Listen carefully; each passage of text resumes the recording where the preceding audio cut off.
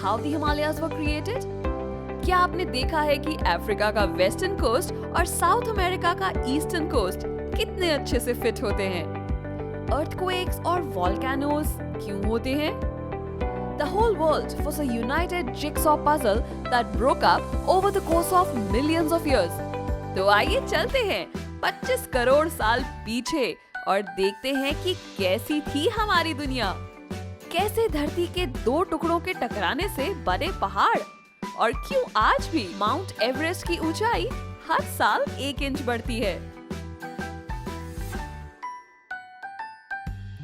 In 1915, German scientist Alfred Wegener published a book called The Origin of Continents, in which he theorized that all the continents of the world were once part of a connected supercontinent called Pangaea.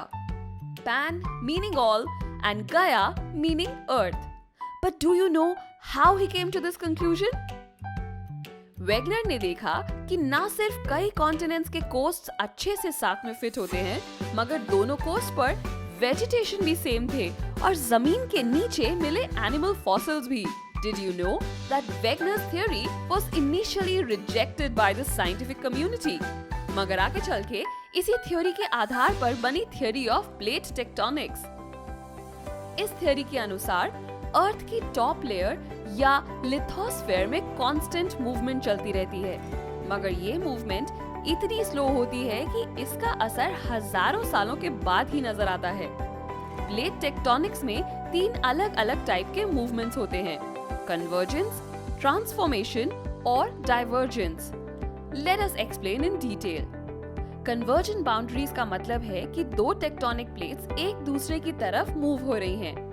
ऐसे में एक plate दूसरे के नीचे चली जाती है और एक्सट्रीम प्रेशर से मेल्ट होकर फॉर्म होता है magma.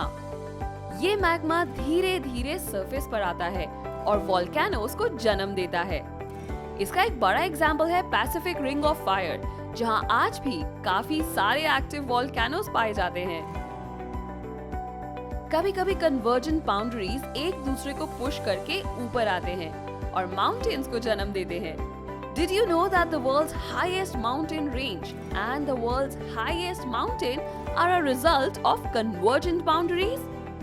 Yes, when India pushed into the rest of Asia, the Himalayas and Mount Everest were born, and they are still growing. And did you know that those tectonic plates are still moving? और इसीलिए mount Everest की height हर साल 1 inch बढ़ जाती है।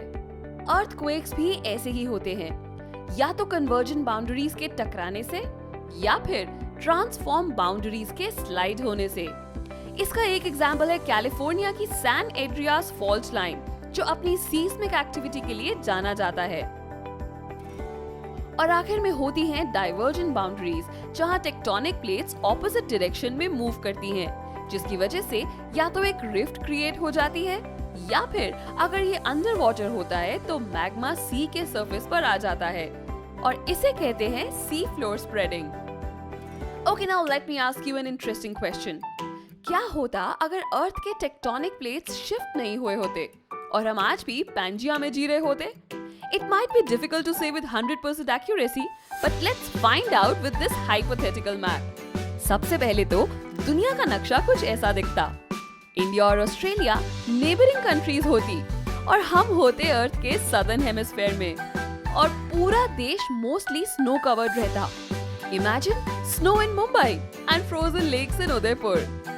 Russia, जो आज एक कोल्ड कंट्री है, वहाँ गर्मी का मौसम रहता और चाइना दुनिया की नॉर्दर्न मोस्ट कंट्रीज में से एक होती। Mind blowing, right? इतने बड़े यूनिफाइड लैंड मास का मतलब है कि कुछ जगह बारिश पहुंचती ही नहीं और वो रेगिस्तान बन के रह जाते, जैसे अफ्रीका के कुछ देश। अफ्रीका और अमेरिका पास पास होते। कनाडा से निकल के एक छोटी सी ड्राइव आपको फ्रांस या जर्मनी पहुंचा देती। इंडिया में गुजरात और राजस्थान नॉर्दर्न स्टेट्स हो जाते। दिल्ली ईस्ट में होता, वेस्ट बंगाल साउथ में और केरला होता वेस्ट में। और दुनिया के किसी भी देश जाने के लिए आप एक रोड ट्रिप प्लान कर सकते थे। Since the tectonic plates are constantly moving, there may be a time when all the land masses of the earth are reunited in the future. However, If the past is any indication, it may take hundreds of millions of years for this to happen again. Well, you have nothing to worry about, because the continents are not going anywhere soon. But we will definitely be back soon with another little snippet of knowledge that will get you excited. Till then, keep sharpening your knowledge with Mind Wars only on ZEE5 app.